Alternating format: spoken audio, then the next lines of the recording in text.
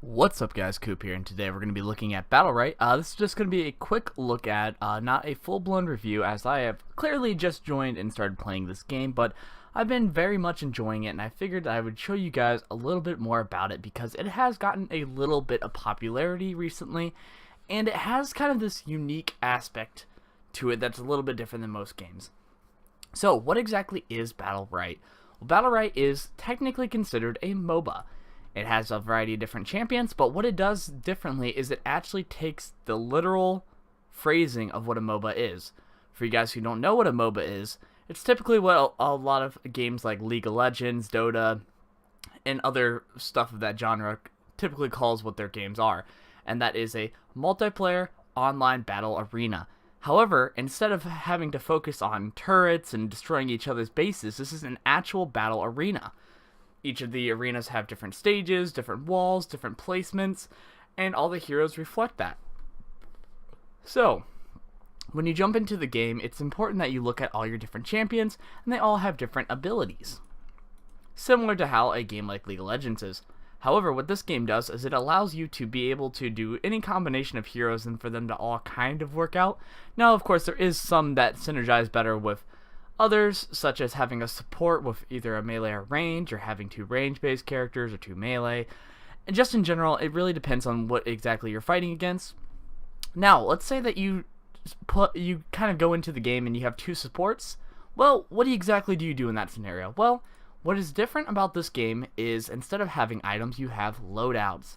So loadouts are sort of the specific abilities that you can do to altercate your abilities just a little bit to help you out with whatever scenario you're at. So, example, one of my favorite character, Esmo, he's like this little kind of like worm creature mage, and he casts like a lot of fire spells. I made a loadout for him, and one of the things I did was I picked a variety of different abilities to kind of help me out with that. I did Tome of Restoration, so it's like a tome-based ability where I summon it, and it also heals me when I'm around it. And my ultimate, one of the things was a lot of people were able just to like walk out of it, so I got this ability that allowed it to basically pull them in a little bit more. And there's a variety of other things like that. For example, you got the basic loadouts, and you can honestly actually all stack into one ability. So for example, I want this ability to be super powerful. So now my one ability, Chaos Grip, now does bonus damage based on its charge up. It also inflicts a silence to a certain amount based off of the charge duration, and it increases the range. So now this ability is super good. So it just really depends on how exactly you go about doing it, but it's a nice way of showing sort of the battle arena aspect to it. Now let's actually play. I specifically will probably do a good old practice round just to show you. Now there is actually really good practice against sort of AI, so actually let's see if we can do it like this. Yeah.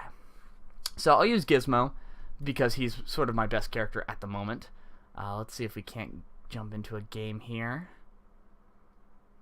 Playing against AI, I think, is probably the better way of doing it.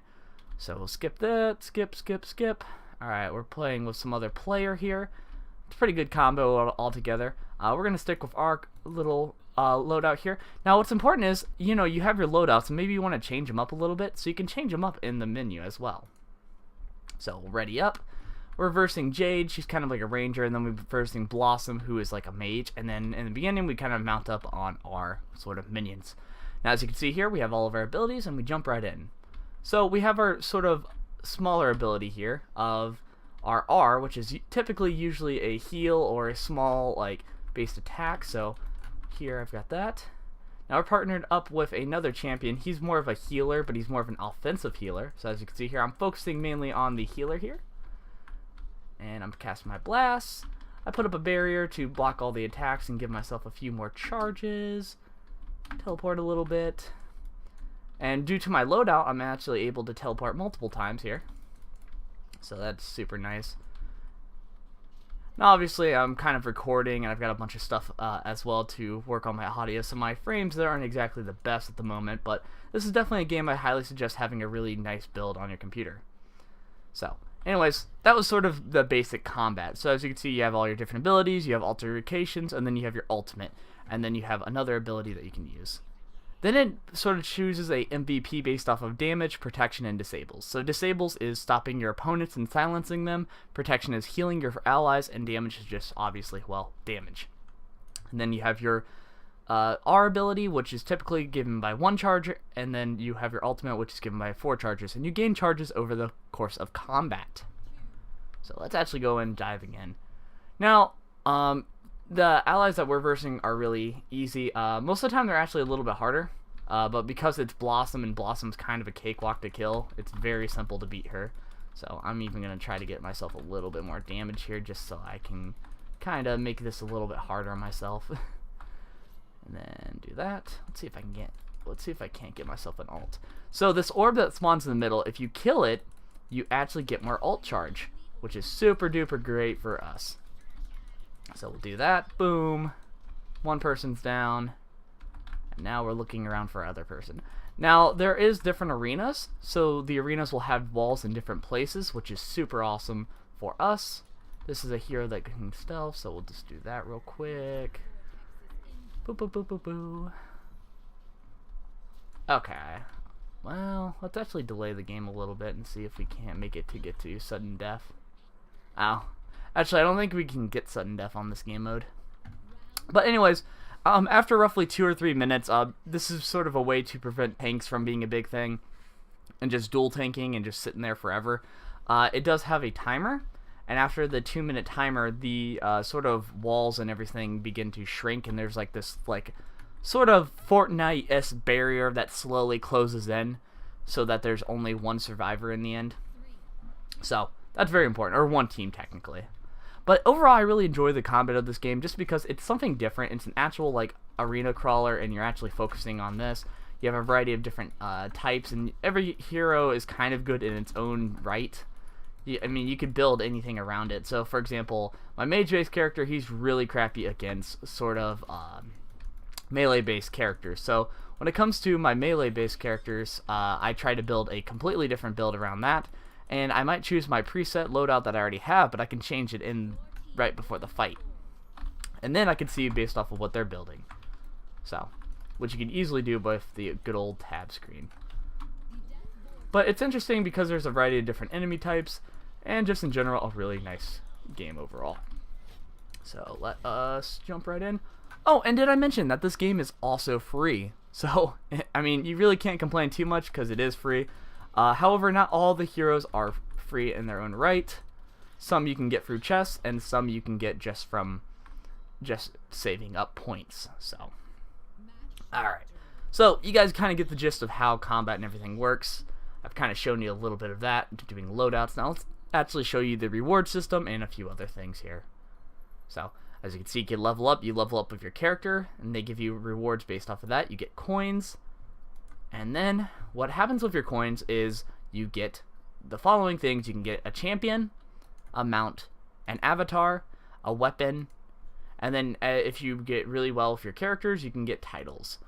And then you get every day weekly quests, daily quests, and then also achievement quests. And your achievements are also most of the time involving either leveling up your characters, leveling up different avatars, or just opening up chests. You actually get chests for opening up chests, which is kind of a weird way of looking at it, but it is what it is. And then you have a variety of different chests. You have Zandalar chests, which whenever a new hero comes out, you get these chests specific for that hero. So if you want to actually get those Zandalar chests, you would use it with gems. But here, I will show you in general what you can get here. So this is just a silver chest. This is a basic chest that you can get. So let's open up the basic chest and see what we get inside. It's probably going to be crap. So this is just an average chest. We got ourselves an icon, we got ourselves a pose, and then we got ourselves a weapon, which was a duplicate, so it gave us more coins, which is awesome for us. So, how do poses exactly work? Poses are just basically how your character poses after you win.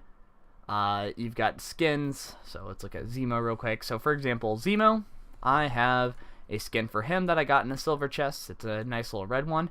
Now, it always sucks when you really want a skin, for example. So I want the legendary sort of horror skin here. In order to get that, I would need 20,000 things, which if you notice, as I opened up chests, I was getting a bunch of these coins, which help out. Now, let's say in general, I actually want to get gems to buy some of these skins. I can actually just go in, buy these, and get extra gems to sort of buy the things that I want. Now, what's also awesome is you can get a champions pack where you can get all the different champions for $30 until the end of time, pretty much, as long as they keep coming out. Now, this game is relatively new. You might be saying, wow, the champion roster is very low, very limited, but keep in mind, it's not like Dota or League of Legends where you need multiple different heroes. It's a very small roster, but it's also a game that just recently came out. And then next you have your mounts, which are kind of cosmetic, and then you get your avatars, which is also cosmetic. So one of the things I really like is how it's all different cosmetic stuff, and you can actually buy all the champions, sort of giving a incentive to get all the champions, and then also you can spend money, such as gems, to buy all the champions you want, or you can spend them to get, with coins that you win through games. Now, every game you get roughly about 10 coins. Now, if you do PvP matches, it changes a little bit, but you get like almost double the amount.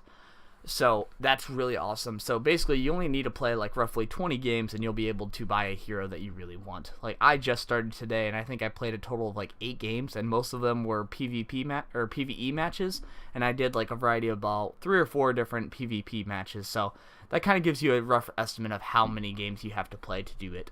So this is just me hardly trying. And then if you want to buy like your skins, you would just spend your coins. Now, blues cost 2,000. Purples cost 6,000, and legendaries cost good old 20,000. But the legendaries are definitely where it's at, because they're vastly different from the rest of them. But anyways, though, I'm definitely going to be looking at this game a little bit more before I jump right into everything, because I'm still kind of new, and I'm still kind of learning everything, so I'm still trying to figure out. I know there's a way to somehow make it to where gems can be turned into all the different coins here, so I'm assuming that maybe you buy gems and then you open up the chest to get the green currency to buy skins. It's just kind of weird because there's like an extra step when in reality you could, like most games like League of Legends, where you could just buy the skins outright. So that's one of my only faults I've got to say with this game so far, is that I can't just go in and be like, yo, here's 20 bucks, give me all the Esmo skins. Like, I kind of have to either buy chests. I'm hoping that there's a way around it, but I'm still looking at the game. I mean, I just started today, but I wanted to give you guys a overlook of this wonderful game. It's free. Go check it out. It's a wonderful game. Anyways, I'll be trying to do some videos in the future. I thank you guys for watching. I will see you guys next time.